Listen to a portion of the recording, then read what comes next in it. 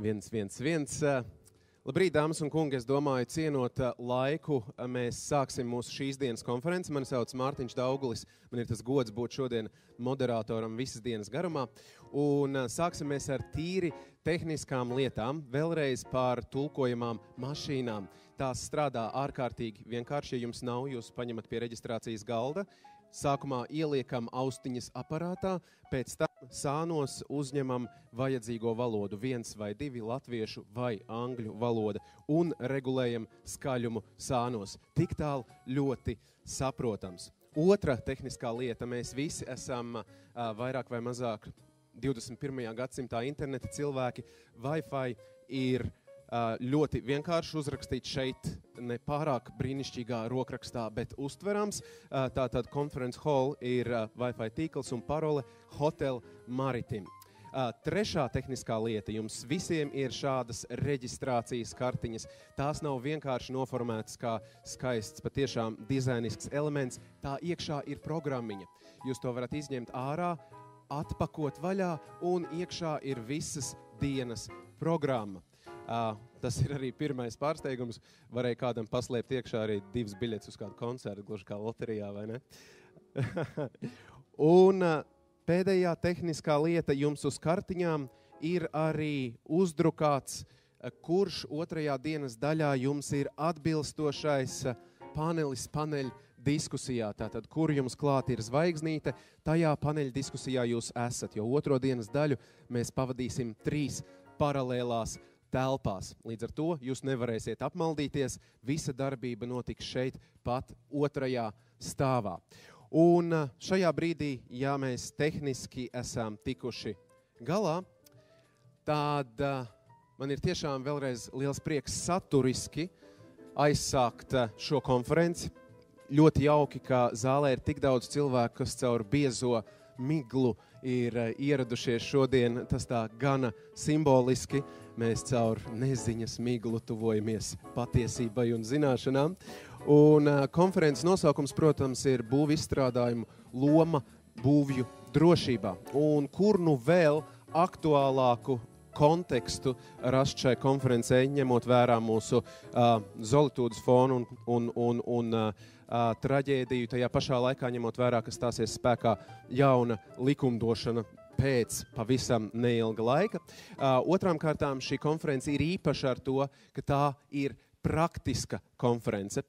Jeb šo dienas beigās mums būs virkne ar praktiskiem ieteikumiem, ko pēc tam tie, kas ir ieteikuši, varēs arī atprasīt no atbildīgajiem, vai tas tiek ieviests nākotnē, jo mēs šodien esam sanākuši kopā sistēmas uzlabošanai uz priekšdienām. Un treškārt šī ir interaktīva, varētu pat teikt, tā nav konference, bet viedokļu apmaiņa. Tas nozīmē, ja jums jebkurā brīdī ir jautājums par būvu izstrādājumiem un drošības aspektiem būvniecībā, mēs jūs iedrošinam piedalīties, jautāt, uzdot un apmainīties ar viedokļiem, jo tāds ir šodienas mērķis. Mūs paralēli translē arī tiešraidē internetā.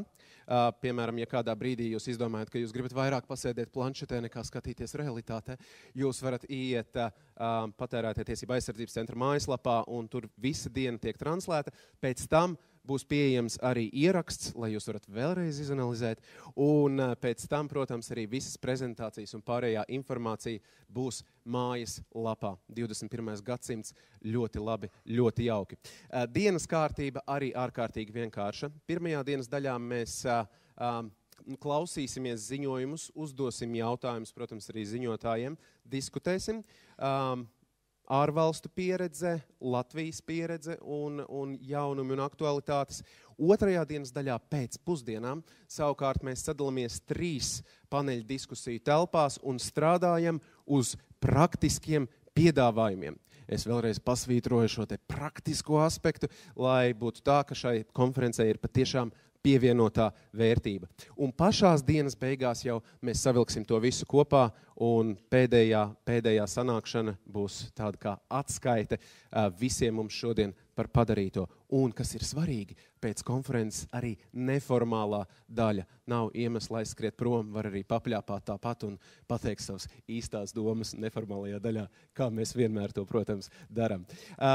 Jebkurā brīdī, ja jums rodas kādi tehniskas dabas jautājumi, mums apkārt ir cilvēki, kas ir gatavi palīdzēt, jūs varat vērsties arī pie manis, bet mēs saturiski sākam mūsu konferenci gan tiešraidē skatītājiem, gan arī mums šeit. Un sāksim mēs, protams, ar ekonomikas ministra uzrunu. Vjačeslavs Dombrovskis, cilvēks, kurš ir principā visatbildīgākajā pozīcijā pašlaik uz doto tēmu, tajā pašā laikā arī ar vislielākajām ietekmes iespējām. Lūdzu. Labrīt, dāmas un kungi, tagad būs šīs konferences laikam tā vismazāk praktiska daļa, mana uzruna. Pēdējo 3 gadu laika man bijis tas gan atbildība, gan gods diezgan būtiski pieskarties būvniecības procesam un regulējumam. Sākotnēji kā Tautsēmniecības komisijas vadītājiem, arī tā laika būvniecības likuma darba grupas vadītājiem. Es arī no tiem laikiem te redzu diezgan vairākas pazīstamas sejas. Un pēc tam arī tāda karmā strādāju, piedodiet, tas jau nebija praktiski. Strādājām pie būvniecības likuma grozījuma, aizvedām tos līdz 2. lasījumam, pēc tam bija tā karmā arī stājoties šajā jaunajā amatā pēc pārtraukuma. Izglītības un zinātnes ministrijā atkal pieķerties pie vēl praktiskāk aspektu ministra kabineta noteikumiem. Bet, lūk, liela bildē, ko es jums gribētu teikt. Es negribu jūs mācīt par to, kā veidojas tas būvniecības process un tā tālāk, to jūs droši vien zināt labāk nekā es. Bet, manuprāt, pēdējo dažu mēnešu laikā, varbūt pat vairāku gadu laiku, es ceru, ka esam sapratuši, ka būvēt lēti nemaz nenozīmē būvēt labi, vai ne? Un ka tas viss tā orientācija un akcents uz viszemāko cenu dažreiz raduši rezultāts, par kuriem lepoties ir diezgan grūti. Es varbūt pat paņemšu vēl lielāku bildi un varbūt aicināšu uz to paskatīties šādi. Es savas dzīves pirmo daļu esmu nodzīvojis vienu no Rīgas tādiem guļam rajoniem, Purciem. Jā. Pēc tam kādu laiku nāks padzīvot tuvāk vēsturiskajam centram. Jā. Tad ēkas, kuras tika uzbūvētas diezgan dažādos laikmetos, padomju laikmetā, un ēkas, kuras uzbūvēja savukārt, var jau pateikt, gandrīz jau krievu vai kas vairāk tāds vācu laikos, un padomāsim par to, cik lielā mērā gan viena mūsu pilsētas daļa, gan otra ir izturējis šo pārbaudījumu ar laiku. Cik populāri ir dzīve vai no viena rajona, vai no otra rajona. Ko mēs varam pateikt par tām ēkam, arī par no drošības un no kvalitātes, dzīves kvalitātes aspekta, kuras tika uzbūvētas vai faktiski pirms kādiem 30-40 gadiem, vai pirms apmēram kādiem jau 100 gadiem, ja ne vairāk. Tas, manuprāt, ir tas, par ko mums vajag diezgan nopietni padomāt. Varbūt ne tik daudz par to, cik lēti mēs varam kaut ko uzbūvēt, bet par to, vai pēc 100 gadiem kāds varētu pateikt kaut ko tādu par to, ko mēs šodien esam uzbūvējuši. Vai tas izturēs šo pārbaudījumā laiku arī pēc 50, ne tikai pēc 10, bet pēc 40, 50, pēc 100 gadiem. Es domāju, ka es nepateikšu jums neko jaunu, sakot, ka būvniecības nozares reputācija šobrīd ir ļoti nopietni iedragāta. It īpaši pēc Zelūtudes traģēdijas.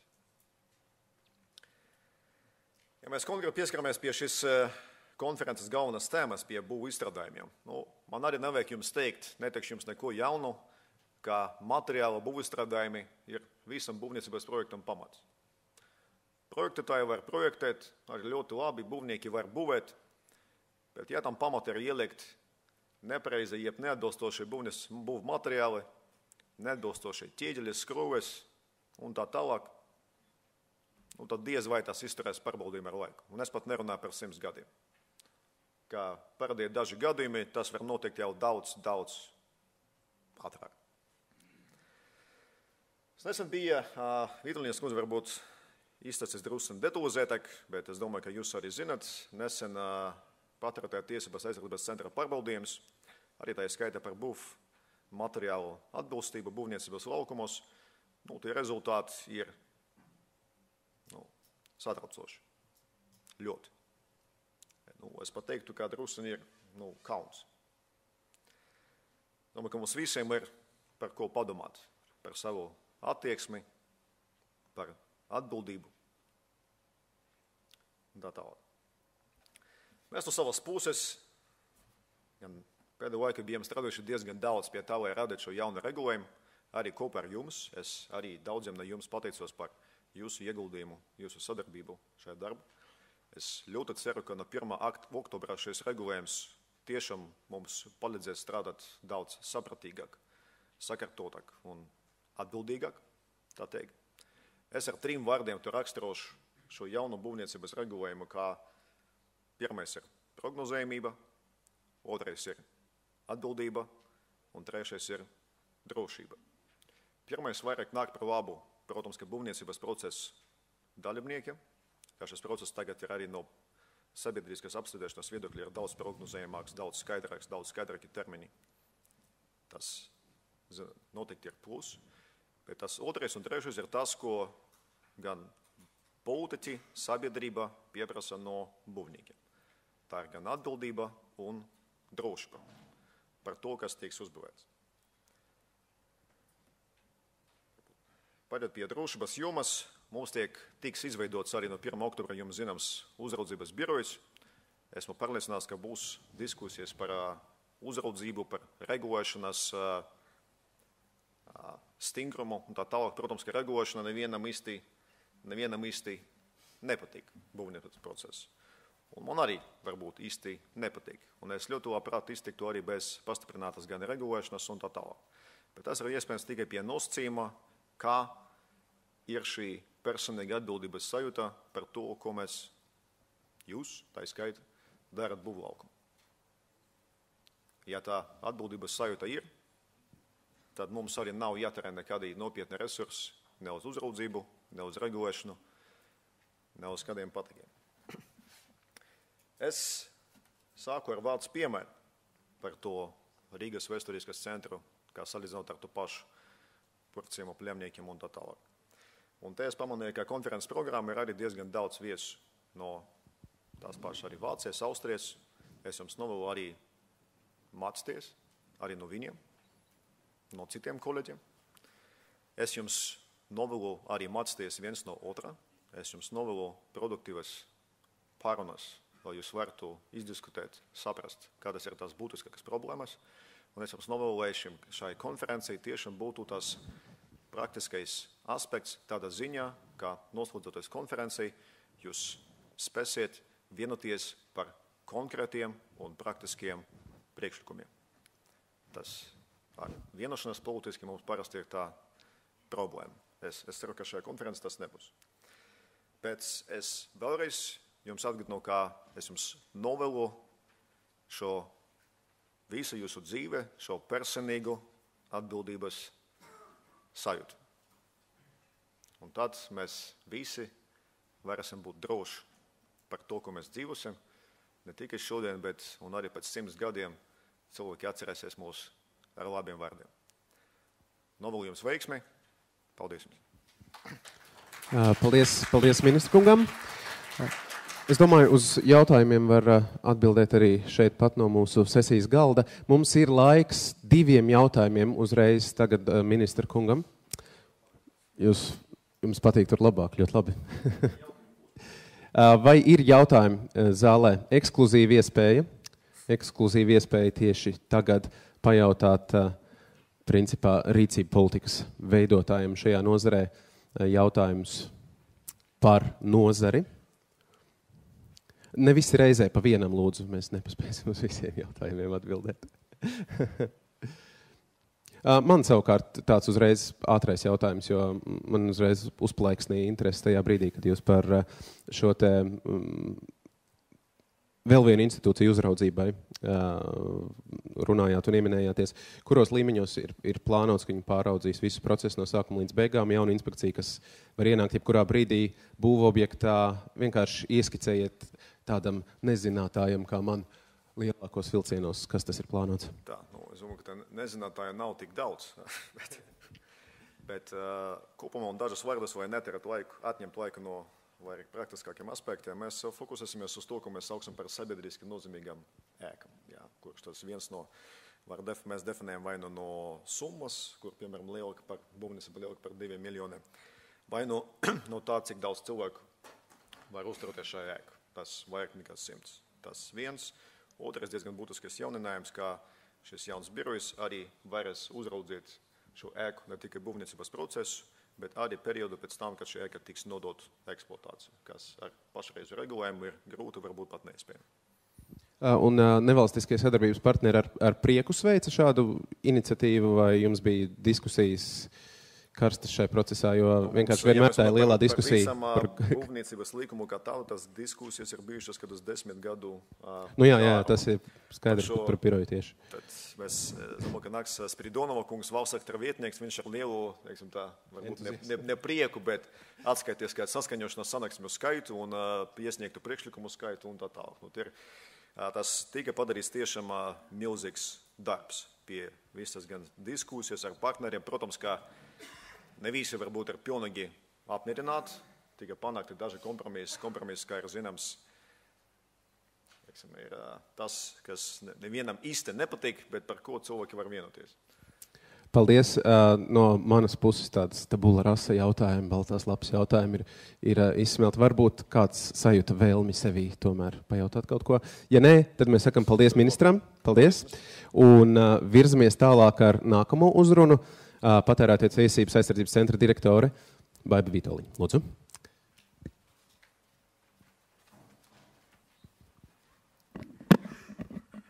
Paldies. Augsti godātais ministra kungs, dāmas un kungi. Man ir prieks visus jūs sveikt šajā te konferencē. Esam pievērsušies šoreiz būvniecības jomai, kas ir patērētāju tiesību aizsardzības centram tāda jauna darbības joma. Būvniecība ir ļoti sarežģīts process, jo kā puzles gabaliņam tā faktiski rezultāts sniedz tikai tad, ja visi šie puzles gabaliņi tā smuki sajiet kopā, ja mēs viņu tā pareizi saliekam. Jaunais būvniecības likums, manuprāt, ir labs solis šajā ceļā uz efektīvāku būvniecību un arī uz drošākām būvēm. Tomēr šo mērķu sasniegšanai, manuprāt, ir darāms ļoti liels darbs. Un te ir ļoti svarīgs visu iesaistīto pušu atbildīgi iesaistīšanās šī darba veikšanā. Un šīs konferences tēmas vēlētos uzsvērt ir tieši būvizstrādājumi kā viens no elementiem, kas ir būtisks būvis drošībā. Tas nav vienīgais, noteikti ir arī daudzi citi, bet tā kā tieši patērētāju tiesību aizsardzības centrs ir atbildīgs par šo jautājumu, tad mēs to esam izvēlējušies kā vienu no, kā šo te konferences galveno tēmu. Jo būvizstrādājumi tas ir pamats. Ministra kungs jau arī to minēja. Faktiski bez būvizstrādājumiem to atbilstošas ražošanas, atbilstošas informācijas par tiem faktiski nav iespējama būvis drošība un būvis atbilstība. Un tikai visi mēs kopā varam šo te rezultātu sasniegt. Es vēlos pateikties visiem dalībniekiem, kas atsaucās šai te patērētāju tiesību aizsardzības centra iniciatīvai organizēt konferenci. Īpaši paldies tiem, kas brauca no tālienes. Es zinu, ka dalībnieku vidū ir dažādu ieinteresēto pušu pārstāvi. Šeit ir gan valsts institūcijas, uzraudzības institūcijas no pašvaldībām, šeit ir ražotāji, būvizstrādājumi, būvnieki, būvuzraugi. Tā kā liels paldies jums, ka atsaucāties. Un tas man liek secināt, ka būtībā jums nav viena alga. Tātad mēs visi kopā gribam sasniegt šo te mērķi drošākas būves. Runājot par patērētāju tiesību aizsardzības centru, mēs jau pēdējos gados esam pievērsušies šai uzraudzības jomai. Tā ir viena mūsu darba prioritātēm jau kopš 2012. gada.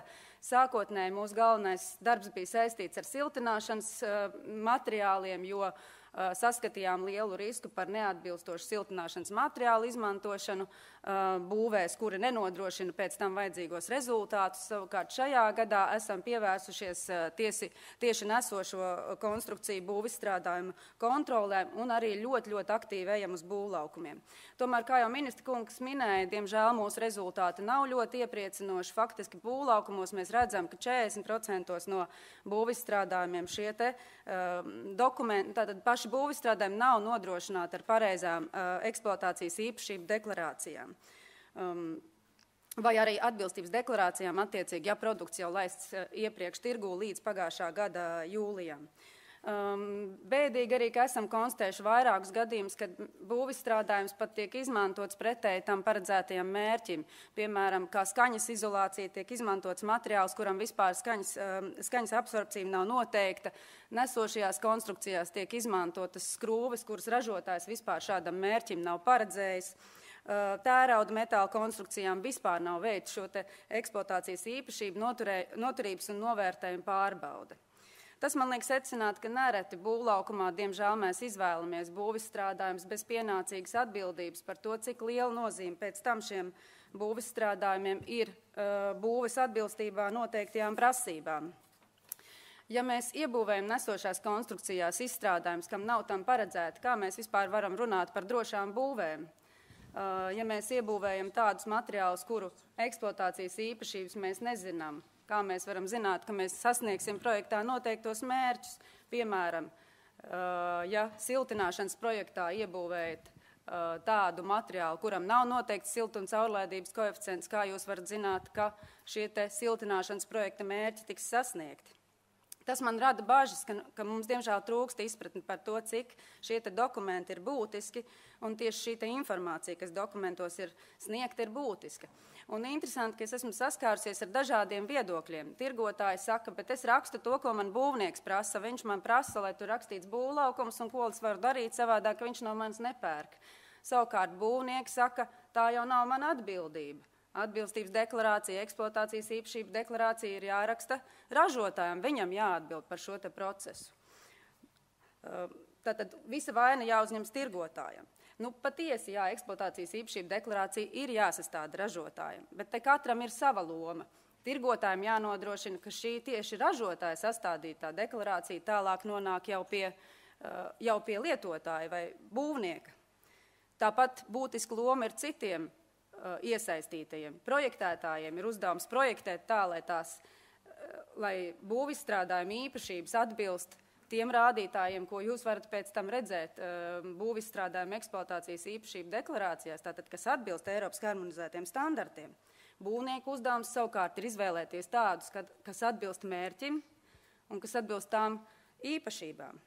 Un pats galvenais, ko, manuprāt, mums vajadzētu darīt, ir lauzt šo te stereotipu, ka eksploatācijas īpašība deklarācija ir kaut kāds formāls dokuments, ko vajag pielikt klāt tiem būvniecības dokumentiem, kad iet uz būvvaldi, un tad jau nodos to ēku likumīgi nodos lietošanā. Tas nav formāls dokuments, tas ir dokuments, kurā informācija, lai pārliecinātos, ka tā īpašība, ko jūs paši esat paredzējuši projektā, tiks sasniegta, un līdz ar to arī tiks sasniegti preces, šie te būves kopējie mērķi. Organizējot šo te konferenci, mēs esam centušies aptvert dažādus posmus, tāpēc arī ir šīs te jau minētās paneļa diskusijas. Tātad dažādi būvizstrādājuma aprits posmi, ir dažādas intereses, līdz ar to es ceru, ka visiem būs iespēja izteikties. Es aicinu jūs būt aktīviem, neklusēt, un ja jums ir redzējums par to, kas tad būtu darāms, lai tie būvizstrādājumi un pēc tam arī būves būtu atbilstošākas, mēs būsim priecīgi to uzklausīt un ceram arī, ka konferences rezultātā mums radīsies kādi priekšlikumi. Šī ir iespēja jums, nozarei, uzraugiem izrunāt sasāpējušas jautājumus un rast risinājumus. Mums ir lieliski iespēja arī saņemt informāciju no Eiropas komisijas pārstāvjiem, no tādām, manuprāt, izcilām dalību valstīm kā Austrija un Zviedrija. Izmantojiet to, uzdodiet jautājumus, esiet aktīvi, un es domāju, viss būs. Noteikti mēs iesim uz labo pusi. Un Vēl es gribētu uzsvērt tieši to, ka es redzu, ka trūkst jau informācijas. Nav tā, ka visi nozari vai vienalga, kas tur ir ļaunprātīgi un negrib tagad neko pildīt. Būtībā mums trūkst informācijas, un tas ir tas droši vien viens no tiem, kas mums būtu jārisina. Un es gribu mazliet gāzt stereotipu par to, ka patērētāju centrs tikai soda un no viņu jābaidās. Mēs esam atvērti, un tie, kas ir nākuši pie mums, zina, ka mēs esam gatavi konsultēt īpaši jau ražotājus par to, kā tad viņiem nodrošināt savu produktu atbilstību jaunajai regulai. Ministra kungs arī atsaucās un vairāk kārt savā runā lietoja vārdus par atbildību būvniecībā, un es savukārt nobeigt gribētu ar Saint-Exupéry vārdiem. Būt cilvēkam nozīmē apzināties savu atbildību, izjust kaunu trūkumu priekšā, kas varētu pat likties neskar tevi, lepoties ar katru uzvaru, ko guvuši tavi biedri. Apzināties, ka iemūrējot katru savu ķieģeli, tu palīdz būvēt pasauli. Paldies! Paldies! Ļoti jauki. Perī, viens no jaukākajiem būvniekiem literatūras vēsturē. Mēs esam tikuši cauri uzrunu sadaļai. Es domāju, ka no Patērētāju tiesību aizsardzības centra būs arī paneļdiskusijās reportētāji un varēs atbildēt uz jautājumiem. Un tāpēc mēs organiski pārējam uz plašāku redzējumu, ārvalstu perspektīvu un ņemot vērā būvizstrādājumu regulu. Mēs sāksim, protams, ar komisijas pārstāvi. So I'm giving the floor for Arantxa Hernández Antunes, which is representative from European Commission. So the floor is yours. Un ieskicējot, varu tikai minēt, ka Arantxa darbojas Eiropas komisijā no 2003. gada jau un pašlaik ir atbildīgi tieši par Eiropas komisijas ilgtspējīgas rūpniecības politiku un, protams, būvizstrādājumu regulas ieviešanu. Tā kā droši varam gatavot arī jautājumus. Pirmavots mums ir šeit skatuves priekšā.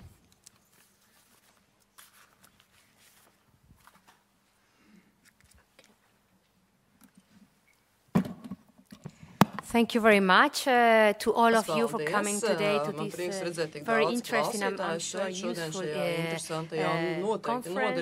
Thank you very much to the Ministry of Economics and to the Central Ekonomikas ministrijai un ministru kungam, kurš ir šeit ieradies un par pasākumu organizēšanu. Tiešām liels paldies par visiem, kas ir izrādījuši interesi un arī par to, ka uzaicinājāt komisijas pārstāvis pastāstīt mūsu redzējumu, kādēļ šī tēma ir tik ļoti svarīga, un es varēšu pastāstīt, ko komisija varētu darīt būvniecības un būvniecības produktu drošības labā, vispārīgi, un tad mēģināšu nebūt īpaši sīkumaina, tad iet dziļi detaļās, bet pastāstīšu vispārēju kopsavilkumu.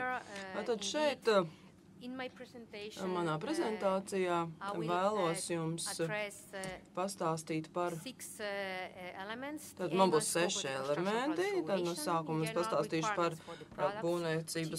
būvstrādājumu lomu būvju drošībā, par šo te regulu pašu, kā tad par prasībām produktiem, par tas, kas ir ekonomiskos operatoru prasības, kāda ir viņu saistības, kāda ir dalību valstu loma šajā procesā, tātad šajā gadījumā jūsu ministrijas vai ministra loma, un tad tas ir ļoti būtiski, tātad dalību valstīm ir sava loma, un tad arī būs par Eiropas komisijas lomu šajā procesā, un tad par problēmām, ar kurām mēs saskaramies šajā te procesā, un pēc tam būs secinājumi.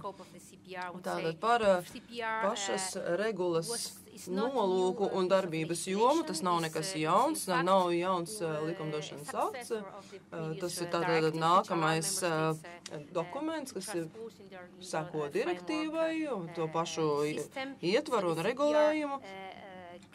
Tātad varētu teikt, ka būvstrādājumu regula ir secīgs un loģisks turpinājums direktīvai, tas ir skaidrāks, vienkāršāks, uzticamāks, attiecās un vienkāršāk ir pastāstīts par visām iesaistītajām pusēm, par to, pienākumiem un saistībām. Un tad, lai šī sistēma būtu izprotamāka un ticamāka, tad mēs vēlamies uzlabot visu šo sistēmu, lai varētu labāk saprast, kādas ir konsekvences C marķējuma lietošanas nosacījumu vai nelietošanas nosacījumu sekas. Un cik nozīmīga loma ir tirgus uzraudzības iestādēm. Būvstrādājumu regula ir iekšējā tirgus regulējums attiecībā uz būvniecības produktiem, lai veicinātu šo te būvniecības produktu būvstrādājumu drošību. Tajā tiek noteikta kopīga valoda un prasības attiecībā uz eksploatāciju, prasības arī attiecībā uz informāciju par produktu, jo šobrīd ir tā, ka prasības ir atšķirīgas un attiecībā uz dažādiem produktiem un līdz ar to dažāda informācija sasniedz arī šajā procesā iesaistītās puses.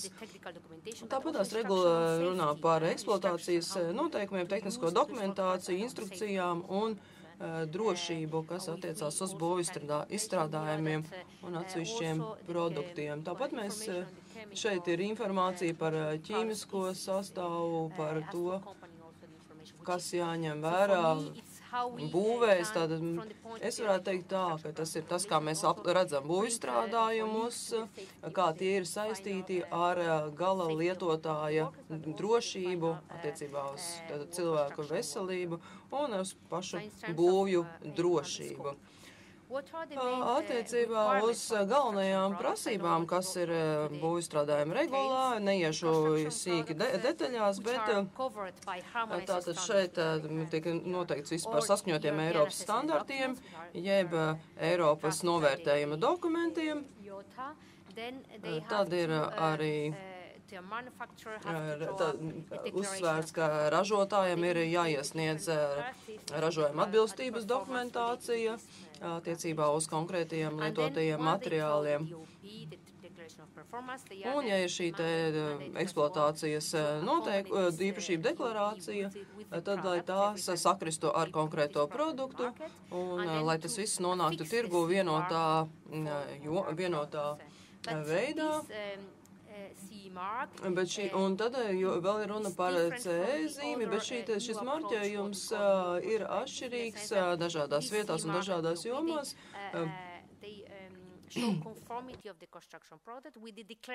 Attiecībā uz būvizstrādājumiem, tātad šeit būs tehniskas specifikācijas, kuras tiek paziņotas kā atbilstošas prasībām. Tātad šis marķējums būs, tam būs tur jābūt. Un līdz ar to lietotājiem rodās pārliecība, ka šī lietotie būvizstrādājumi ir droši un būve līdz ar to ir droša.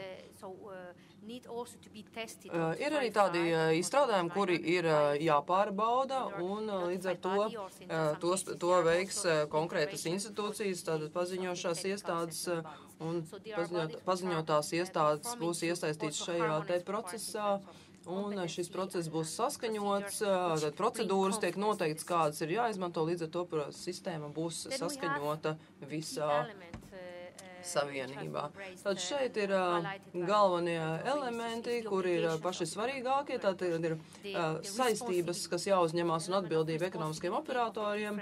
Jā. Un arī pārējiem šajā ķēdē iesaistītajiem.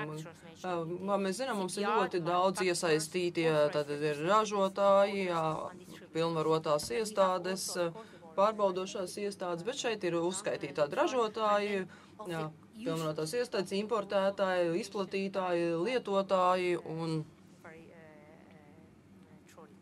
tie, kas ir gala lietotāji. Tātad par ražotājiem es teiktu tā, tas ir pats svarīgākais. Un uzdevums viņiem ir izsniegt šo eksploatācijas īpašības deklarāciju un arī piešķirt šo CE marķējumu. Tie ir divi galvenie elementi, kas ļauj izplatīt informāciju un nodot informāciju par šo būvizstrādājuma drošību. Tātad ražotājiem ir divas šīs te saistības attiecībā uz dokumentāciju, tātad eksploatācijas īpašība deklarācija un CE zīme.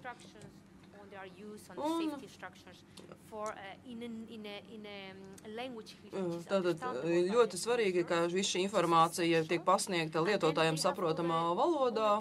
Un tātad arī attiecībā uz pilnvarotiem pārstāvjiem ir ļoti svarīgi, ka viņi nodod informāciju un viņi pārliecinās, ka preces, jeb izstrādājumi atbilst šīm te eksploatācijas noteikumiem un eksploatācijas īpašībām, kas uz tiem ir attiecināts un iepriekš ir noteiktas. Un, lai pārliecinātos to, ka produktiem kaut kas ir, tad īpašības ir noteiktas, bet pēc tam netiek izmantots atbilstīgā veidā. Un, ja rodās problēmas, tad šie te ražojumi ir jāizņem no tirgus vai jāatsauc uz laiku, tātad ļoti nopietnas saistības. Tātad tas bija attiecībā uz importētājiem, un tad ir daudz un dažādas saistības, kas ir gan importētājiem, gan izplatītājiem, bet tas ir, to negribu iedzēt sīkumās, tad, jā, un visas saistības, kas attiecās uz ražotājiem, attiecās arī uz importētājiem un šo te produktu izplatītājiem. Un reizēm ražotāji ir tie paši, kas nosūta vai pārdod savus ražojumus, bet reizēm ražotāji atrodas ārpus mūsu savienības. Un tad mums ir jānodrošina, lai šie te produkti būtu atbilstīgi mūsu prasībām, un tikai tādus var lietot būvēm. Un tad importētājs ir tas, kurš uzņemās visu šo te atbildību, jo viņš ievada attiecīgās preces šeit savienībā un nogādā tālāk tos izplatītājiem. Tātad importētāji, kuru galvenais uzdevums ir pārliecināties, ka ražotājs ir izpildījis visas šīs te prasības attiecībā uz ražošana, tātad CE marķējums, eksploatācijas īpašība deklarācija, un šī te informācija ir jānodod tālāk visiem, kam tā ir nepieciešama, tiem, kas izmantos šos te izstrādājumus. Un bez tam, protams, viņiem ir atbildība nodrošināt, lai šie te produkti atbilstu prasībām. Un, ja kaut kas neatbilst, lai viņi spērtu visus nepieciešamos soļus, lai to nodrošinātu. Ja mēs pārējām pie izplatītājiem, tad ir vairāk vai mazāk tāda pati atbildība, kas importētājiem.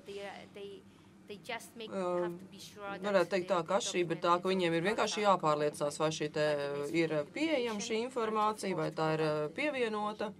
Un jāiesniedz šī te informācija arī dažādām iestādēm pēc pieprasījuma. Un, protams, ir jārēģē gadījumā, ja izstrādājumi neatbilst vai ir kādas te problēmas. Tātad gan visiem šiem te iesaistītajiem ir jābūt pārliecinātiem, ka produkti, jau ir ražojumi, jo izstrādājumi, tie, kas tiek izmantoti, atbilst arī visām prasībām. Tas ir tas galvenais. Un mums ir konkrēts gadījums, kad ražotājs vai importētāji un distribūtori, izplatītāji var uzņemties ražotāju atbildību un laist tirgu šos te ražojumus, vai arī ja viņi pamana, ka patiesībā ražojuma īpašības ir atšķirīgas nekā deklarētās, un tad viņiem jāskatās, vai šīs te prasības tiek izpildītas, un saskaņā ar 11. pantu viņiem ir noteikti pienākumi. Un visbeidzot, tas gan nav teikts regulā, bet to tas bija iepriekš minēts, ka būvizstrādājumu lietotājiem ir atbildīgi par šo te dokumentu lasīšanu, uzmanīgu lasīšanu, lai viņi patiešām izmantotu produktus, jeb izstrādājumus paredzētajā veidā, lai viņi nepieciešams gadījumā lasītu šos dokumentus, un jo īpaši attiecībā uz drošības jautājumiem, jo tas ir ļoti būtiski pārliecināties, ka būvizstrādājumi tiek izmantoti pienācīgi, tiem paredzētajā veidā, deklarētajā veidā, un līdz ar to būvniecības process ir un būvas pēc tam ir drošas un kalpo tiem paredzētajam nolūkam.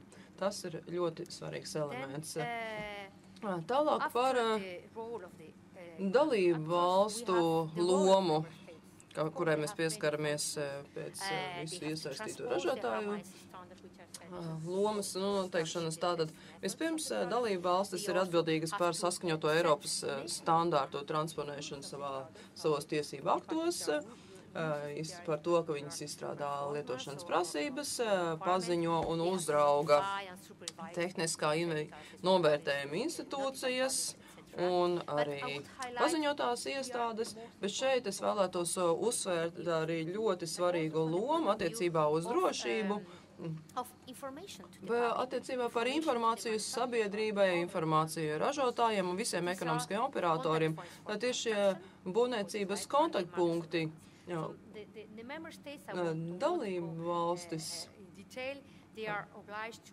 dalību valstīm ir pienākums, kā komunikācija nodrošināt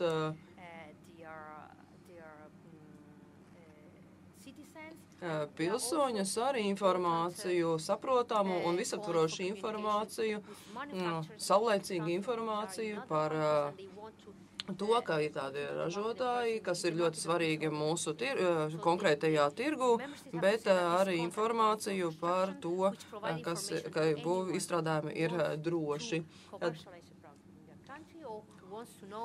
Tad ir jāparāda, ka būvizstrādājuma informācijas punkts nodrošina šādu te informāciju visiem interesantiem pieejamā veidā un veidolā.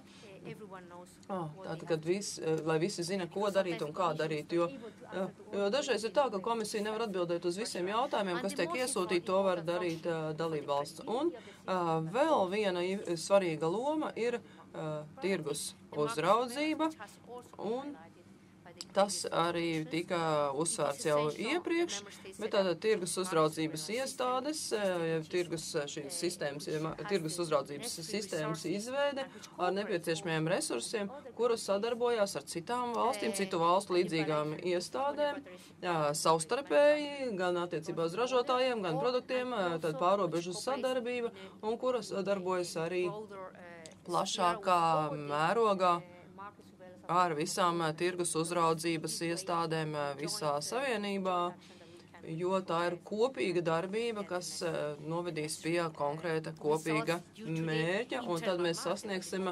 paredzētos mērķus visā iekšējā tirgu. Attiecībā uz tirgus uzraudzību tas ir ļoti svarīgs jautājums arī Eiropas komisijai. Mēs cenšamies atbalstīt dalības valstis šajos jautājumos, šajos darbībās. Mēs sniedzam, veidojam fórumu, kurā dalība valstis var savā starpā sadarboties un sazināties.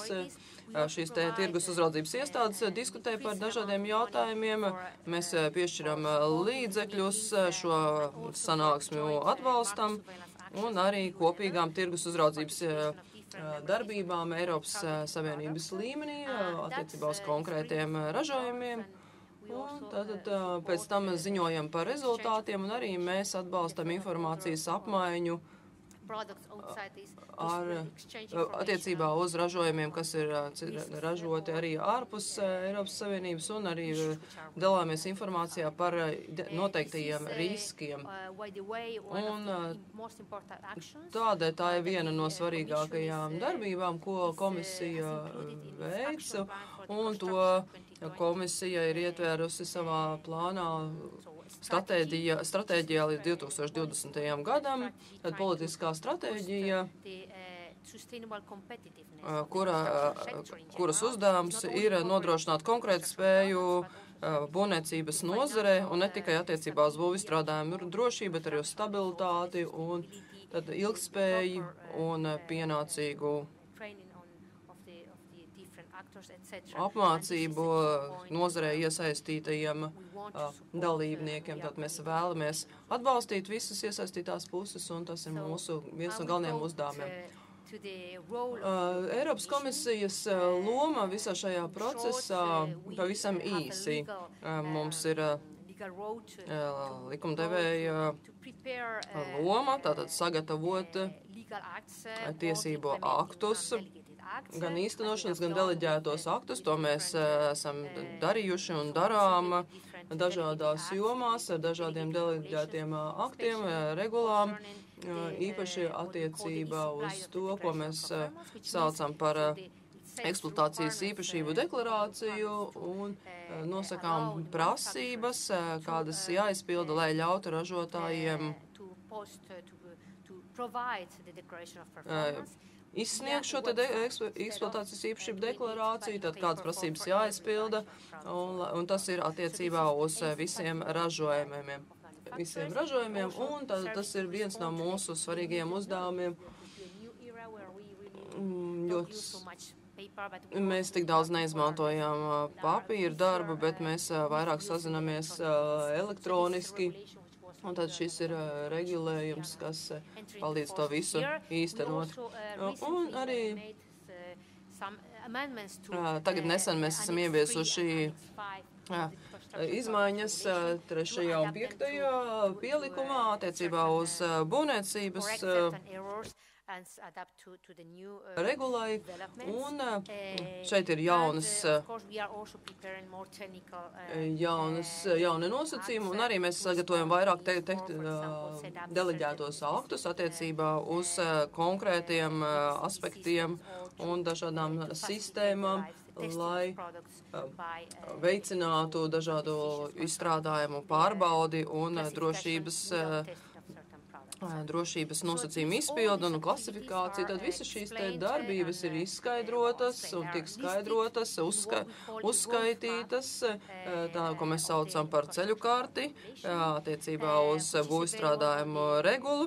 Tā ir pieejama komisijas mājaslapā, un tā ir minēta arī šeit. Ja jūs redzat šeit šo te linku, jūs varat uz tās uzspiest un nokļūt mūsu mājaslapā un izlasīt visus šos te jaunumus, un tad jūs zināt, ko komisija dara attiecībā uz būvizstrādājumiem, kādi ir jaunākie tiesību akti, kas tiek izstrādāti. Un šajā mājaslapā mums ir arī biežāk uzdoto jautājumu sadaļa, kurā mēs sniedzam atbildes.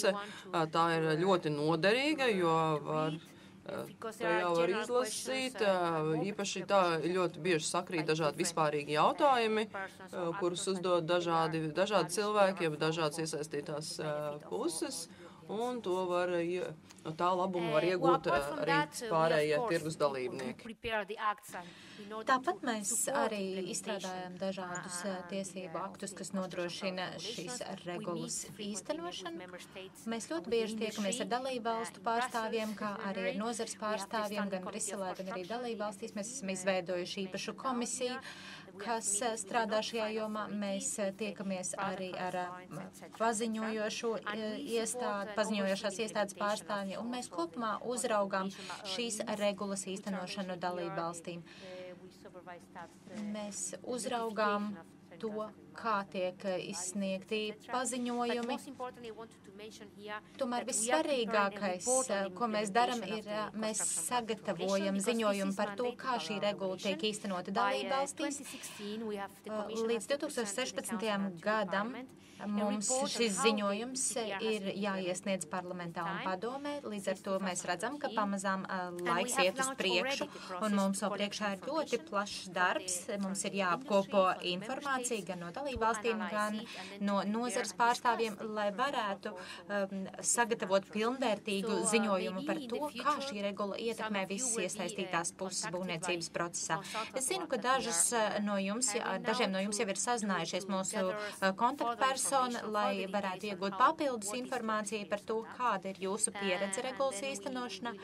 Un, protams, ka visa šī informācija, visi jūsu sniegtie dati tiks publicēti mūsu ziņojumā, ar kuru mēs nāksim klajā 2016. gadā. Jebkādi komentāri un jebkāda jūsu pieredze, ar kur jūs vēlaties dalīties, ir ļoti laipni gaidīti no mūsu puses, jo mēs esam ļoti atvērti uzzināt jaunumus par to, kā šī mūsu jaunizveidotā sistēma darbojās un vai viņa dod vēlamo rezultātu. Here I have my last substantial slide is concerning challenges. Ļoti nozīmīgs jautājums, protams, ir saistīts ar visām problēmām.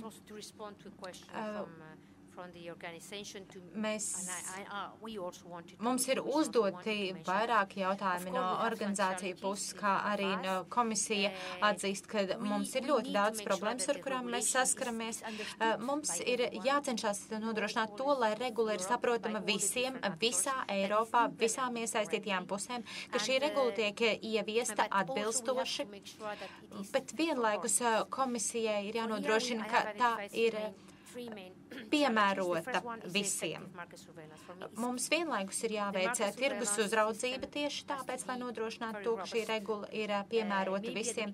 Mēs zinām, ka tirgus uzraudzība ir ļoti strikts process, un mēs ceram, ka nākotnē iesaistītās puses jau zinās, kas viņām ir jādara konkrētā procesa ietveros, un līdz ar to šis process būs vienkāršāks. Tomēr jāatzīst, ka sākumā, protams, tirgus uzraudzība būs ļoti apgrūtinošs process. Vienlaikus būs jāizstrādā arī jaunas produktu grupas. Jau arī šobrīd šīs būvizstrādājuma grupas ir daudz atšķirīgas no tām, kādas bija iepriekš. Tomēr mums ir jāapzinās arī tas, ka katru gadu tirgu tiek izvietoti aizvien vairāk jaunu būvizstrādājumu, un tieši tāpēc mums ir jāņem vērā to izstrādājot jaunas būvizstrādājumu grupas, kas tiks iekļauts mūsu regulā. Vienlaikus mums ir jāņem vērā arī šie saskaņotie tehniskie standarti. Tie nav ideāli, mums tie ir vēl jāpilnveido, un tieši tāpēc liela daļa mūsu spēku tiek veltīta, lai mēs varētu pilnveidot šos saskaņotos tehniskos standartus, lai palielinātu to skaitu. Tas, protams, ir ļoti liels izaicinājums mums, jo komisija ļoti cieši sadarbojās ar standartizācijas aģentūrām, un komisija cenšas, lai šīs standartizācijas biroji uzņemās pilnu atbildību par šo standartu izstrādi un lai viņi savu darbu pilda atbildīgi, jo šiem standartizācijas birojiem ir jāņem vērā viedokļi, ko ir paudušas dalībvalstis, ko ir pauduši būvniecības procesā iesaistītie uzņēmumi un personas, un tieši tāpēc mēs redzam, ka šis process nereti ir lēnīgs, un komisija nevienmēr spēja saņemt laicīgi no standartizācijas organizācijas nepieciešamo informāciju saulaicīgi, jo mēs zinām, ka viņu darbs ir ļoti grūts. Tomēr mēs daram visu iespējamo, lai šis process, kurā mēs īstenojam un pilnveidojam šo regulu un visus noteikumus, kas attiecās uz būvizstrādājumiem, būtu pēc iespējas efektīvāks. Protams, viens no vislielākajiem izaicinājumiem ir pielāgošanās jaunam tehnoloģiju progresam. Mēs zinām, ka mums ir jaunas iespējas, ko mums dod mūsdienu tehnoloģijas. Mēs cenšamies tāpēc saņemt šīs eksploatācijas īpašību deklarācijas elektroniskā formātā, un tāpēc mēs šobrīd cenšamies saprast, kā šis elektroniskais deklarācija iesniegšanas process darbojās. Un Eiropas komisijai un Eiropas Savienībai viena no galvenajām prioritātēm, protams, ka ir ilgtspējība. Un tāpēc mēs cenšamies pievērst uzmanību tam, kā nodrošināt izstrādājumu ilgtspējību, kā izmantot mazāk energoresursu to ražošanā, to izmantošanā. Un tāpēc es ceru, ka nākotnē mēs nāksim klajām ar jauniem vairākiem standartiem attiecībā uz būvstrādājumiem, un līdz ar to varēsim vēl vairāk pilnveidot mūsu jau izstrādāto reglumu. Un noslēgumā es vēlētos teikt, ka šī regula ir domāta ne tikai tāpēc, lai uzlabotu būvstrādājumu kvalitāti, bet arī, lai uzlabotu ēku kvalitāti un lai nodrošinātu atbilstošu tehnisko informāciju, kas tiek pievienot visiem būvstrādājumiem, kas nonāk Eiropas Savienības tirgu. Uzņēmēji, būvstrādājumu lietotāji un tirgus uzraudzības iestādes ir tās, kuras arī ir gatavas atbalstīt šīs regulas īstenošanu un ir gatavas iesaistīties šī regulējuma pilnveidošanā. These are the last words from my presentation. Sorry. No manas puses tas arī būtu viss, ko es jums vēlējos jums pastāstīt. Ja jūs vēlaties sazināties ar mani, mans e-pasts ir redzams šobrīd uz ekrāna. Jūs arī varat uzdot jebkurus jautājumus mūsu būvniecības komisijai, kas ir pirmā e-pasta adrese šajā sarakstā. Šeit es arī esmu norādījusi pāris interneta vietnes, kur jūs varat atrast regulējošus tiesību aktus, kas ir saistoši būvniecības sektoram Eiropā.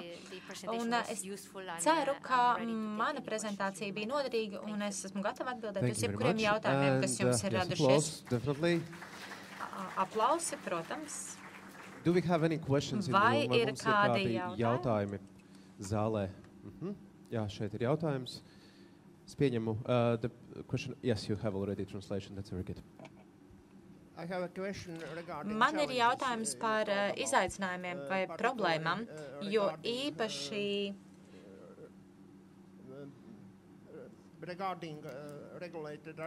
saistībā ar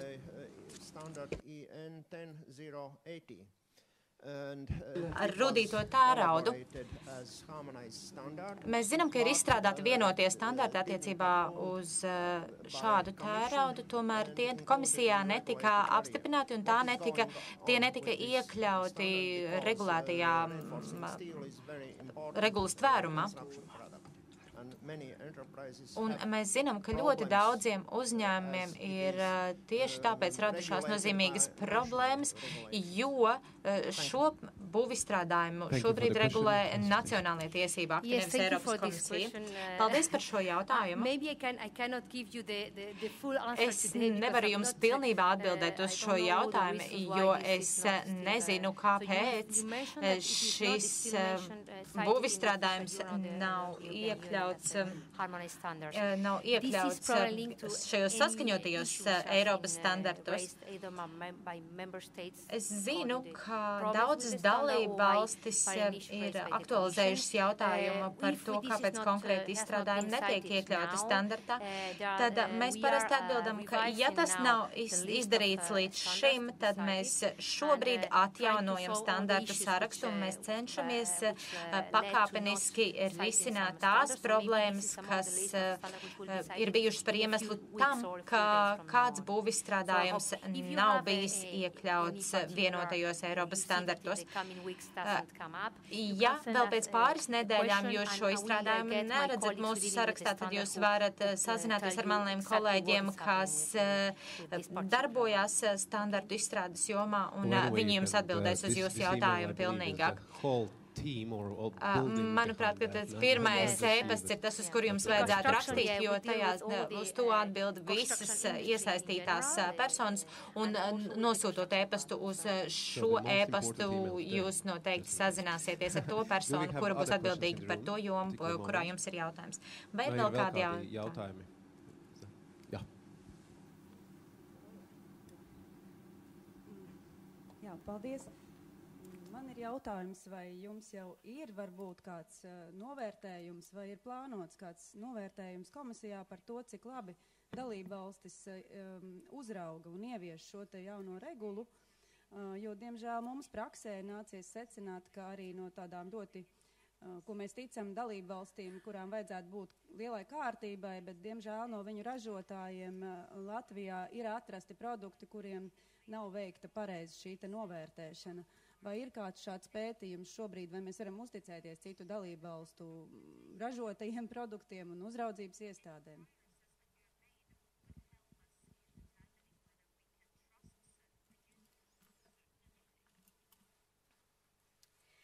Thank you very much. This is a very interesting question. Patiešām ļoti interesants jautājums. So there are two sides.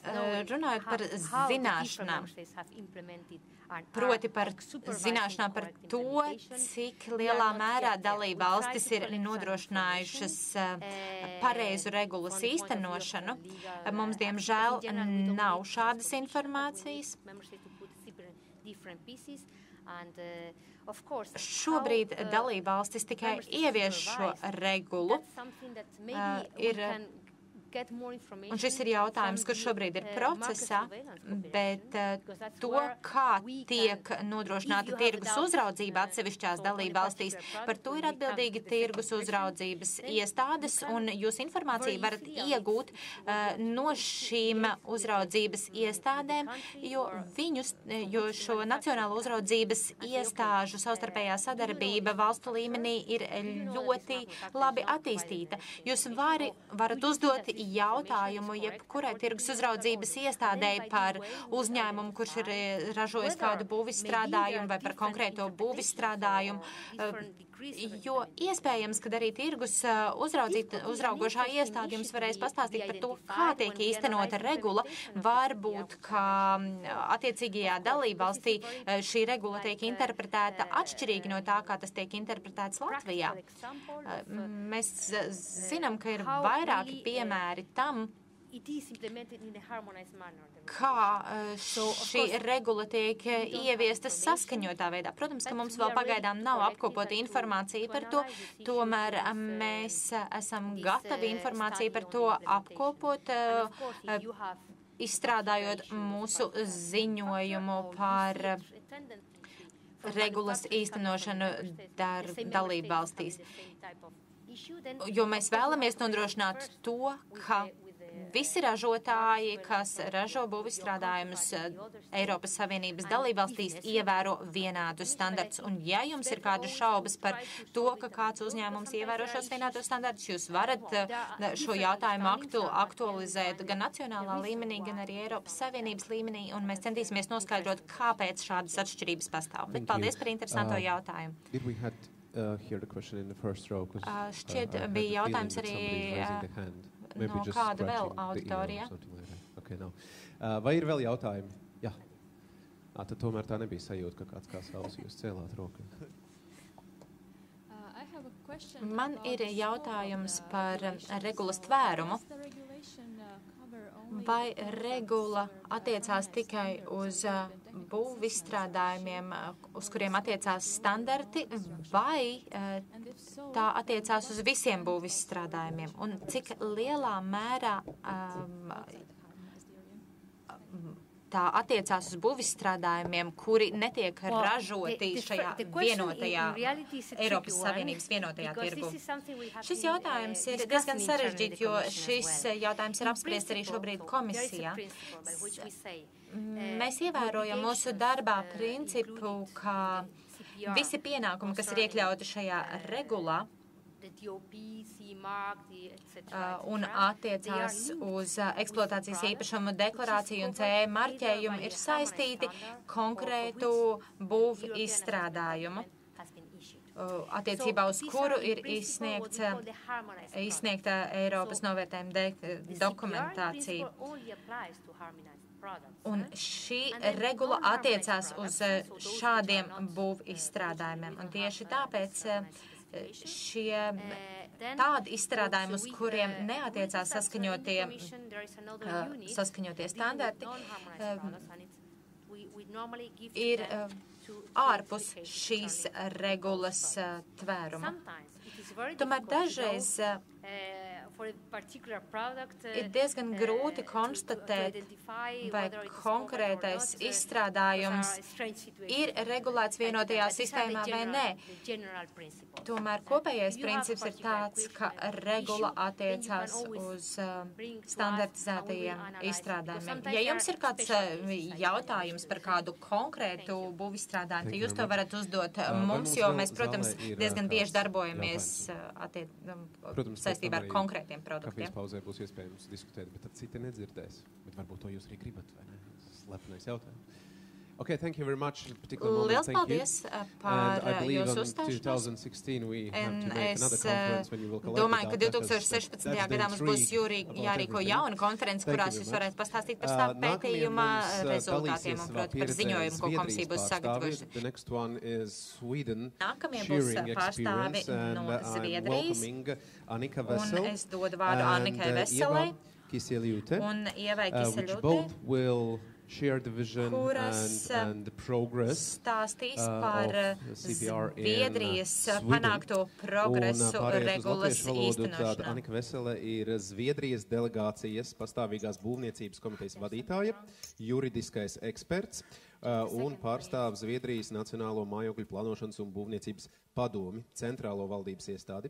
Savukārt Ieva Kiseļute ir būvniecības un plānošanas padomē arī Zviedrijā specializējas tieši uz būvu izstrādājumu tirgus uzraudzību. Tā kā noteikti būs interesanta negluži tiešās kaimiņu valsts, bet Eiropas brāļu tautas pieredze. The floor is yours, please. Thank you very much. We're really honored to be invited Paldies! to this Mums ir conference. patiešām ir liels gods būt uzaicinātām uz šo konferenci, kura, mūsuprāt, arī mums dos papildu informāciju mūsu darbam nākotnē. Mēs arī ļoti priecājamies par iespēju apmeklēt Rīgu, kas ir ļoti skaista pilsēta. Es vēlētos sākumā atsaukties uz to, ko teica jūsu ministrs, kā arī patērētāju aizsardzības centra vadītāja, jo mēs esam viensprātis, ka ikvienam, kas ir iesaistīts būvniecības procesā, ir jāuzņemās atbildība. Tas ir ārkārtīgi svarīgi, jo pretējā gadījumā, ja nebūs šīs atbildības, mums neviena ēka nebūs droša. Un, lai gan tas nav iekļauts manā prezentācijā, tomēr es vēlējos norādīt, ka 90. gadu vidū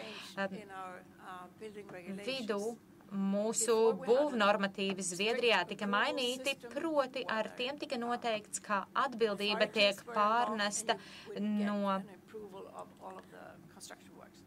atsevišķām iestādēm uz visiem būvniecības procesā iesaistītiem. Mums bija nepieciešams uzsvērt, ka atbildība gulstās uz to, kurš uzņemās galīgo atbildību par ēku, par ceļu, vai par tiltu, vai par jebko, kas ir uzbūvēts. Tajā brīdī Zviedrijas valdība uzskatīja, ka visi cilvēki, kas ir iesaistīti kāda projekta īstenošanā, vēlās nodrošināt labu gala produkta kvalitāti.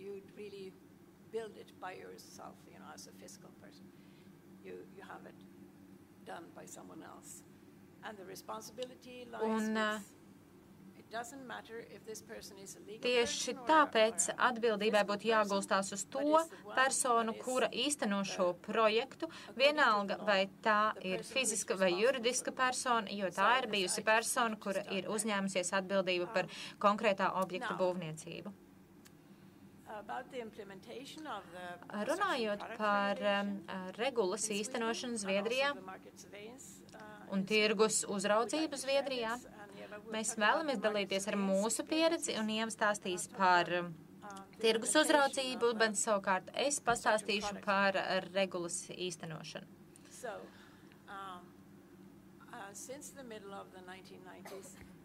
Kopš 90. gadu vidus Zviedrijā ir izstrādātas pamatprasības ēkām, un šobrīd mēs īstenojam arī šo Eiropas Savienības regulu. Mēs arī šobrīd papildinam šo Zviedrijā līdz šim pastāvējušo pamatprasību sarakstu, pamatojoties uz regulas 1. pielikumā iekļauto informāciju, kā arī nosakot jaunus 6 tehniskās prasības, kas ir arī iekļautas direktīvas 1. pielikumā.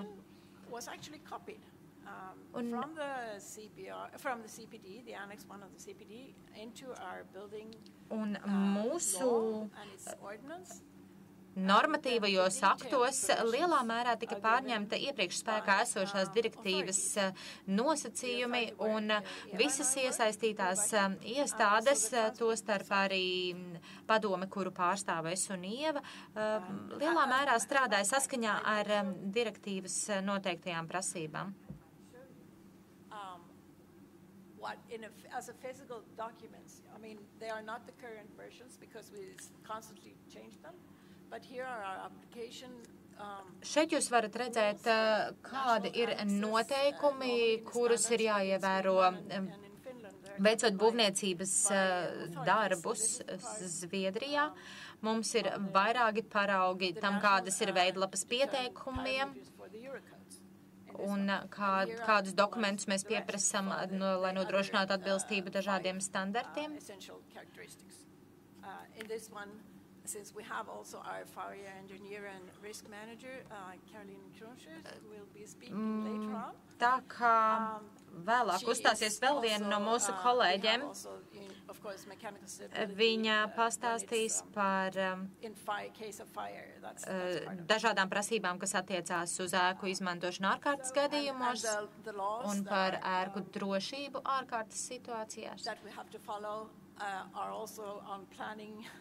Vienlaikus arī mūsu padome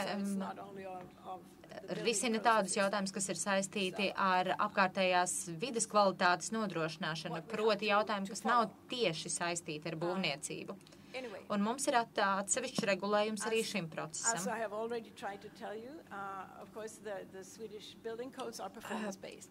Protams, visi mūsu izstrādātie noteikumi ir vairāk balstīti uz to, kāda ir reālā praksa.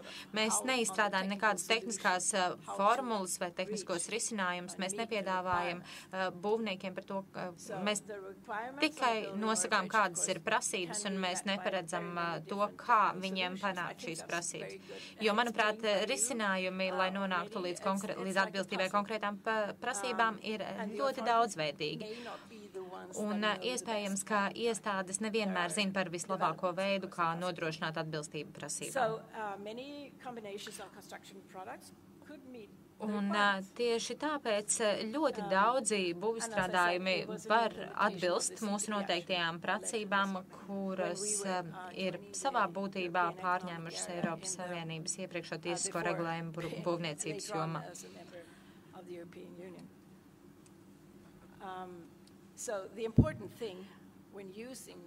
Tomēr vissvarīgākais, izmantojot būvizstrādājumus, ir tas, ka ikvienam no tiem ir jāatbilst šim tiesiskajam regulējumam. Mums ir arī tiesiskais regulējums, kas nosaka to, kā būvizstrādājumi ir izmantojami.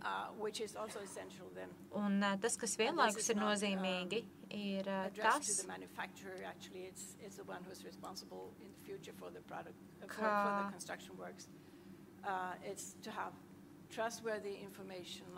informācijai, kas tiek sniegta par būvizstrādājumu, ir jābūt skaidrai, un šo informāciju jāpadara skaidrai ne tikai ražotājiem, bet arī visiem citiem produkta izplatīšanā iesaistītajām personām.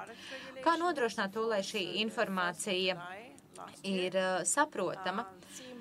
Kopš 1. jūlija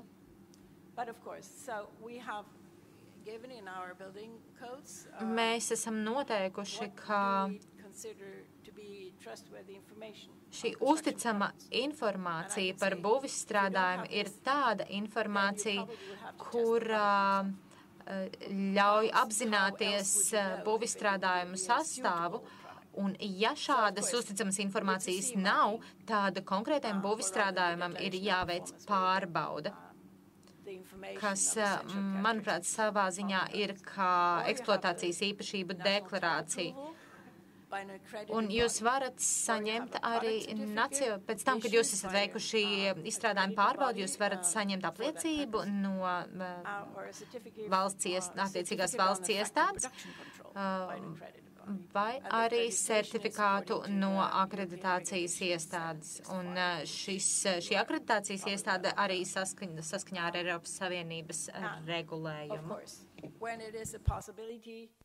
Protams, saviem pastāv iespēja marķējuma prasības piemērot būvstrādājumiem, tas tiek noteikti izmantots, un tātad tiek izmantots gan saskaņotie Eiropas standārti, gan arī ETA izdotie certifikāti.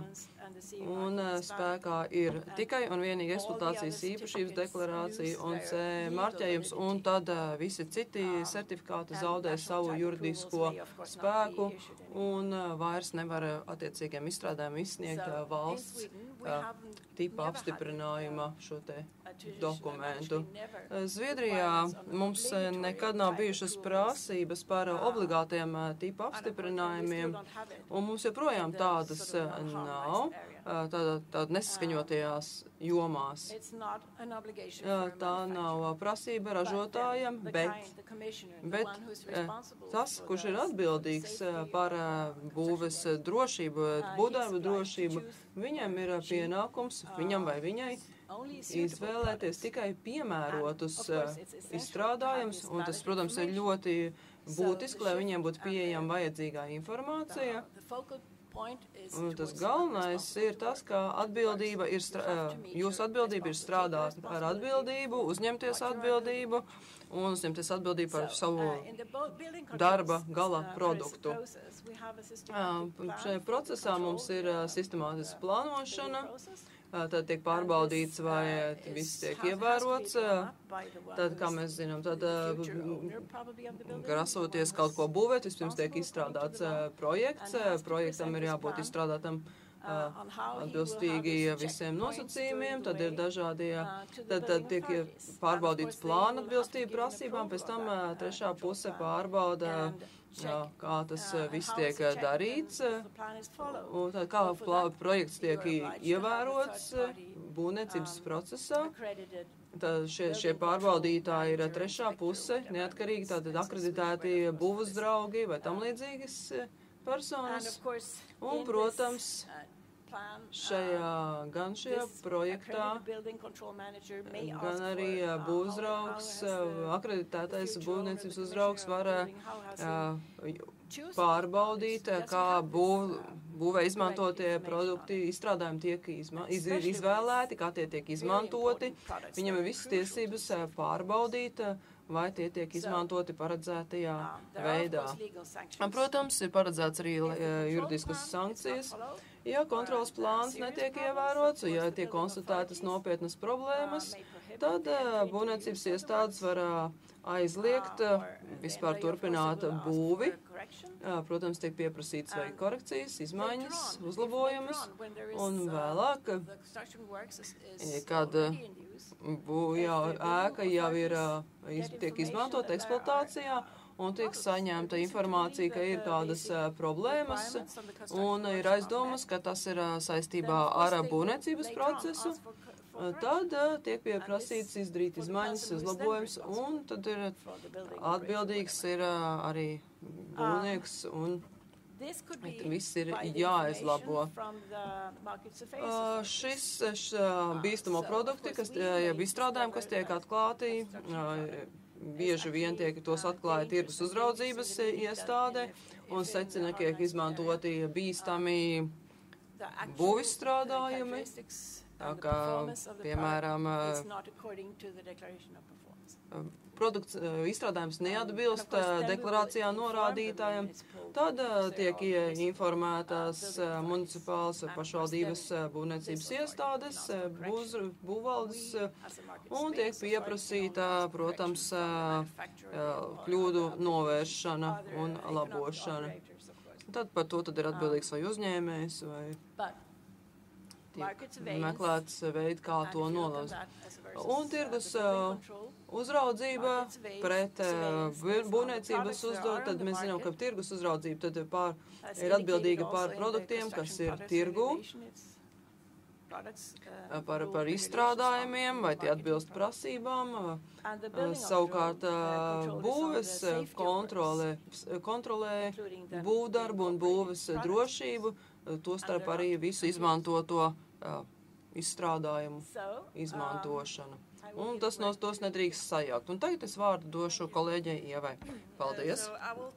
Es stāstīšu par Zviedrijas pieredzi tirgus uzraudzībā attiecībā uz būvizstrādājumiem un kā pārliecināties, kā šie te produkti, būvizstrādājumi, kas tiek izmantoti tirgo, atbilst patiesi vajadzīgajām prasībām un ka tie ir droši.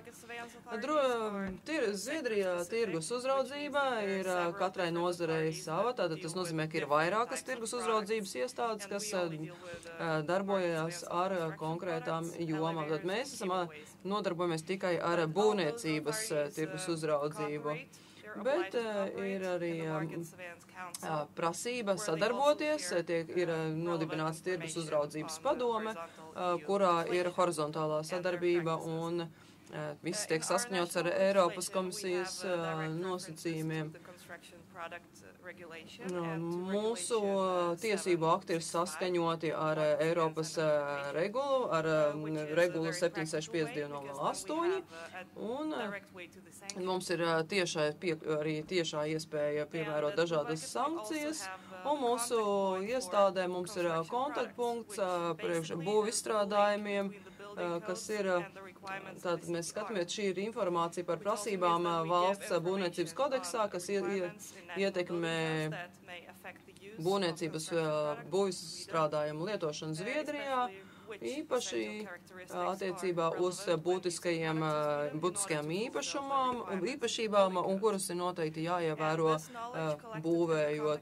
Un šī informācija, kas tiek apkopota kontaktpunktā, ir ļoti noderīga arī tirgus uzraudzībai, piemēram, plānojot, izstrādājot nākotnes projekts, un ir skaidrs, kas mums īsti ir jāpārbauda. Šodien mēs savu darbību veidojam kā proaktīvu. Mēs izvēlamies produktu grupas, uz kurām attiecās saskaņot Eiropas standarti. Kā piemēru var minēt dūmu detektorus. Un tad, kad mēs ar to nodarbojamies, mēs vispirms izvēlamies kādu konkrētu izstrādājumu. Mēs nekad necenšamies pārbaudīt produktus, kuriem nav saskaņoti Eiropas standarti. Tad mēs veicam šo tā saucamo reaktīvo kontroli, un reizēm projekti ir gan nacionāli, un dažreiz arī starptautiski. Un tad mēs sadarbojamies ar citām dalību valstīm un dalāmies mūsu pieredzē un zināšanās. Bet pirms mēs dodamies uz būvlaukumu, vispirms mēs nosakām, kādu uzņēmēju darbojās konkrētajā tirgu, nosūtām informācijas vēstuli dažādiem uzņēmējiem, un tad paziņojam par to, ka mēs veiksim šādu te pārbaudi, tad mēs to neizmantojam, mēs iegūstam informāciju, mēs šādu ideju esam aizņēmušies no Dānijas kolēģiem. Tad tā ir tāda informācijas kampaņa, un mēs redzam, ka tam ir ļoti pozitīvi rezultāti, jo šāda te kampaņa un šāda pārbaude nenāk kā šoks, un tas nav nekas negaidīts. Informatīvajā vēstulē uzņēmējiem mēs izskaidrojam attiecīgos noteikumus, kas ir arī mūsu būvniecības regulas nosacījumi, uzskaitām dokumentāciju, kuru mēs vēlēsimies redzēt ierodoties pie konkrētā uzņēmēja atkarībā no pienākumiem, jo atkarībā vai tas ir ražotājs vai izplatītājs vai pārdevējs. Tad mēs uzskaitām konkrētās būtiskās īpašības, kas ir īpaši svarīgas, un kurus mēs vēlamies pārbaudīt. Mēs vēlamies noskaidrot, vai tas, kas ir deklarēts, atbilst arī patiesībai. Mēs aprakstām pienākumus un arī norādām iespējamās sankcijas, ja gadījumā konkrētās prasības nav izpildītas. Tad nekas nenāk kā šoks un kā pārsteigums. Un, protams, mēs plānojam šo te apmeklējumu. Mēs lūdzam kontaktinformāciju personai uzņēmumā, lai mēs zinām, ar ko sazināties. Un, kad mēs ierodamies, mēs atkal pastāstam, kas mēs tādi esam, parādam savu vēstuli un ievācam informāciju par uzņēmumu. Kad mēs viņus apmeklējam, tad mēs izvēlamies, kurus dokumentus un kurus izstrādājumus kontrolēt. To mēs nepasakām iepriekš, jo, protams, mēs nevaram pārbaudīt pilnīgi visus izstrādājumus, kas viņiem ir. Bet mēs vēlamies pārbaudīt konkrētas lietas, un mēs vēlamies zināt, kāds ir tirgus. Protams, mēs informējam par to, kā nosūtīt mums jebkādu papildu informāciju, dokumentus. Vienmēr tiek norādīta adrese un konkrēts termiņš, kurā šī te papildu informācija ir jāiesniedz. Un mēs vienmēr dokumentējam savu acīm pašus ražojumus. Un paši svarīgākie jautājumi, kurus mēs uzdodam apmeklējot uzņēmumu, ir tātad, kādus produktu izstrādājumu veidus jūs pārdodat. Ja ir dažāda veida cements, tad mēs pārbaudām tikai tos, uz kuriem attiecās Eiropas saskaņotie standarti. Tātad, kāda ir jūsu loma piegādes ķēdē, kur šis izstrādājums tiek ražots, tad kāda ražotāja nosaukums ir uz iepakojuma, un ja ir dažādi nosaukumi, dažādas prešu zīmes uz iepakojuma, tad mums ir jāzina, kam tās pieder, un kāda ir saistībā ar uzņēmējiem. Un reizēm ir jānoskaidro, vai pastāv līgums, vienošanās starp dažādiem uzņēmējiem attiecībā uz tehnisko datu izmantošanu. Un Zviedrijā mēs pieprasām, lai eksploatācijas īpašība deklarācija būtu zviedru valodā, tāpat arī drošības informācijas datu lapas būtu zviedriski, lai lietotāji var izlasīt un paši izdarīt izvēli, kādus produktus izmantot. Ir svarīgi, lai viņi to saprastu. Un izsakojamības nolūkā mēs arī vēlamies noskaidrot, vai viņi piegādā šo te eksploatācijas īpašību deklarāciju papīra formātā vai elektroniski. Un mēs redzam, ka ir daudz un dažādi iespējami risinājumi. Un tagad es mazliet vēlos pastāstīt par mūsu pieredzi no pašā jaunākajā projektā. Tas ir kopīgais projekts tirgus uzraudzības iestāžu sadarbības Zviedrija, Dānija, Norvēģija. Mēs pārbaudām dūmu detektorus un pie mums un arī mūsu kaimiņu valstīs projekts ir izvērties ļoti liels, un mēs esam noskaidrojuši, ka sadarbība ir ļoti būtiska, lai būtu veiksmīgas rezultāts, jo mēs līdz ar to mums ir vairāk naudas un vairāk resursu. Mēs varam izdarīt dažādus secinājumus, mēs varam apspriest dažādus gadījumus, un līdz ar to mums ir ļoti dažādi secinājumi atsevišķās katrā valstī, un mēs redzam, ka tas ļoti pozitīvi ietekmē arī tas, ka cilvēki un uzņēmumi uzzina daudz vairāk par saviem pienākumiem, savām saistībām. Bet, protams, mums saskaramies arī ar grūtībām, jo reizēm ir grūti izprast terminu ražotājs un juridiskās saistības, jo, kā mēs zinām, ka dūmu detektori netiek ražoti Eiropas Savienībā, tie ļoti bieži tiek ražoti ārpus, piemēram, Ķīnā, bet joprojām ir šīs tiesiskie pienākumi, saistības, lai viss atbilstu prasībām un tie būtu pārbaudīti. Un tad mēs redzam, ka ir daudz un dažādi risinājumi. Mēs redzam arī, ka ir uzņēmumi, kas nezina vai neievēro šīs te prasības. Un tagad mēs esam aizlieguši 3 dūmu detektoru veidus Zviedru tirgu.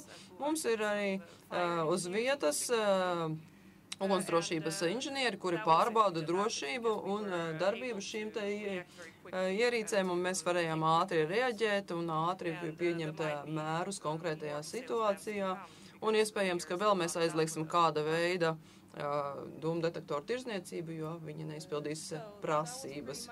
Tas bija tas, ko vēlējos jums pastāstīt, bet ja jums ir kādi jautājumi, es labprāt uz tiem atbildēšu. Tātad jautājumu laiks mums ir pienācis.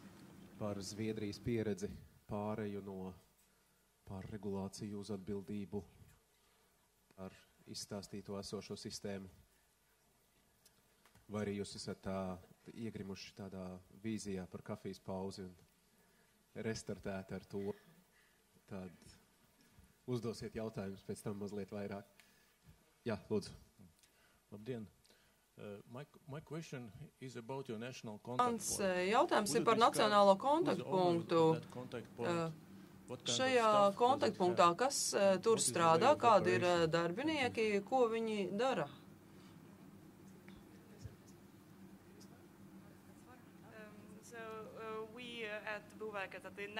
Mūsu iestādē mums ir vairāki cilvēki, kuri ir atbildīgi par valsts kontaktpunktu attiecībā uz būvstrādājumiem, ir atbildīgs par saskaņotajiem standartiem, tad ir labām zināšanām šajos standartos, un tad mēs cenšamies noskaidrot, kā tas darbojās Zviedrijā, un tad mums ir kādi 400 saskaņotie standarti, un mēs meklējam konkrētu informāciju. Nav tā, ka mums ir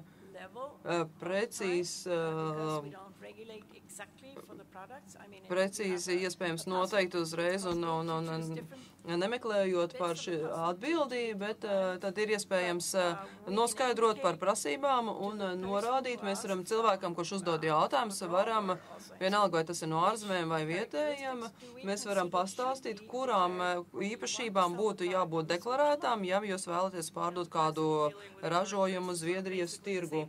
Un tad cilvēki, kas nodarbojas ar to, ir tie paši, kas ir atbildīgi arī par strādājumu jautājumiem. Jā, varbūt tur mikrofonu, un tad jūs.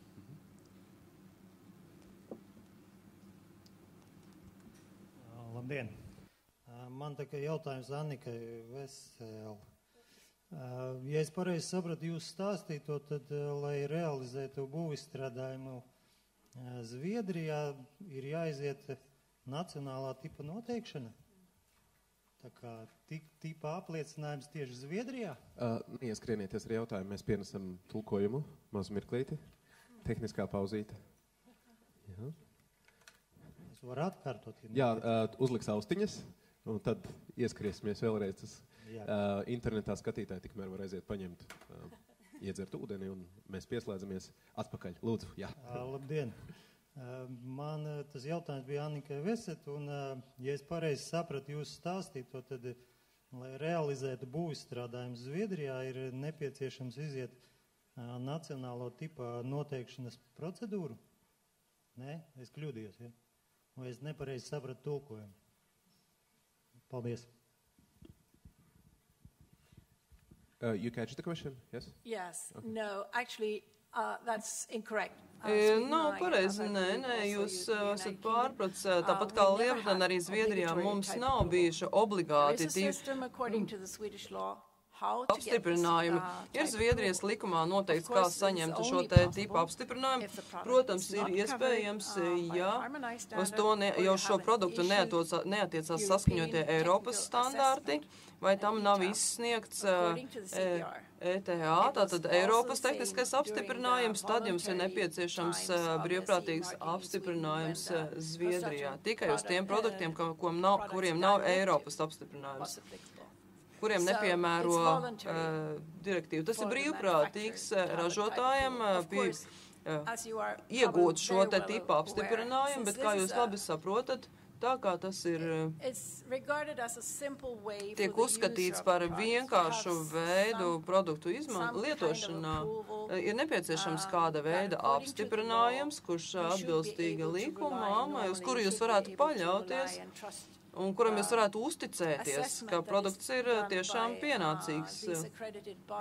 Novērtējumu veids akreditētās iestādes, un iestāde var būt no jebkuras vietas Eiropas Savienībā. Viena ir tikai Zviedrijas iestāde, un viens ir Dānijas uzņēmums, Holandas uzņēmums, bet to dara akreditētas iestādes, bet tas ir brīvprātīgi. Bet, protams, mēs ļoti labi apzināmies, ka šie te marķējumi, citi marķējumi, kas nav based on legal kuru pamatā nav tiesību akti. Building codes. Un kādi būvniecības kodeksi, ka šie, ka jautājums, vai, kā tos uzlūkos lietotāji, tad jums ir jāapzinās, ka ir ļoti ērti, ja ir, ka ir šie standartizētie apstiprinājumi un marķējumi, kuri ir labi atpazīstami, bet es vēlreiz vēlos atgādināt, ka mēs vērtējam tikai tos, kuriem nepiemēro saskaņotos Eiropas standārtus. Paldies. Labdien, sakiet, jūs teicāt, ka Zviedrijā eksploatācijas īpašību deklarācijas jūs pieprasāt zviedru valodā. Ka Zviedrijā eksploatācijas īpašību deklarācijas jūs pieprasāt zviedru valodā, lai lietotājiem tas būtu saprotams. Vai tulkojums jums ir jābūt oficiālam, kas to var veikt, vai to var pats ražotājs, vai tas ir oficiāli kaut kāds tulkošanas birojs vai notariāli apstiprināts?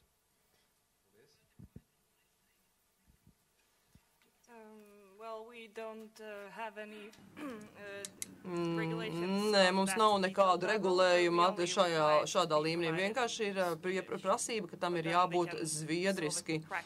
Tad praktiskais risinājums ir, mēs dažreiz redzam, kad izmantots pat Google Translate, tas nav labākais risinājums, bet tas ir pat labāk nekā nekas. Thank you. Even in Paldies. This area, no over-regulation. Tāpat arī šajā jomā jums nav konkrēta regulējuma. Galvenais, lai mēs varētu saprast. Jā. Mans jautājums Ievai. Jūs tik zolīti pastāstījāt, kā jūs organizējat tās kontrolas objektā, kā tas tiek plānots, paziņots uzņēmējiem, ēkas īpašniekiem. Tas nozīmē, jūs pieņemat arī kādus mērus, un ja konstatējat, ka tie detektori nepareizi, tad kurš tiek sodīts? Pasūtītājs, ēkas īpašnieks, tas projekta vadītājs vai piegādātājs, ja tur dokumenti nav kārtībā? That was a very focused question. Thank you. It was a very good question. Jā, ļoti labs jautājums. Mums ir iespējas sankcijas izvērst tikai pret uzņēmumiem, kuri nodrošina šos te izstrādājumus tirgū, jo municipālā būvvalde vai būvniecības iestāde tā var sodīt tos, kas ir atbildīgi par būvi vai būvēšanu. Tas ir divas atšķirīgas iestādes arī attiecībā uz sankcijām. Tātad tas ir atkarīgs no konkrētā gadījuma, kā jūs doties. Tas, ko mēs varam darīt, mēs varam neļaut pārdot konkrēto izstrādājumu tirgu, mēs varam aizliegt šo izstrādājumu pārdot tirgu, un mēs varam atsaukt to no gala lietotājiem. Tas ir ļoti noderīgi, piemēram, attiecībā uz dūmu detektoriem, to var izņemt. Bet, ja mēs runājam par tērauda konstrukcijām, tas droši vien nav tik vienkārši. Tad mēs sadarbotos ar municipālajām būvniecības iestādēm. Okay. Vai ir vēl jautājumi kādam? Well, thank you very much. I feel that the Sweden's Liels paldies. Mēs redzējām, ka Zviedrijas redzējums ir ļoti interesants. Vai es varu pieskarties šai informācijas maisiņam? Tas bija vienkārši fantastiski. 21. gadsimtā, kad viss tiek darīts internetā, fantastiski, kad ir kaut kas fiziski, kam pieskarties. Kafijas pauzē. Let it in the room atstāsim to šeit telpā, un cilvēki var pataustīt šos te dokumentus, būverkets, tātad dokumentāciju, palasīt zviedriski tie, kas saprot, tad pārbaudīt, kas tad īsti tur ir publicēts un kas tur ir. Liels paldies, un tagad mums ir kafijas pauze. Dodamies kafijas pauzē, kā skrien laiks, kad mums ir interesanti jau kafija, un varam droši sekot norādēm un cilvēkiem uz kafijas pauzi, un esam šeit atpakaļ.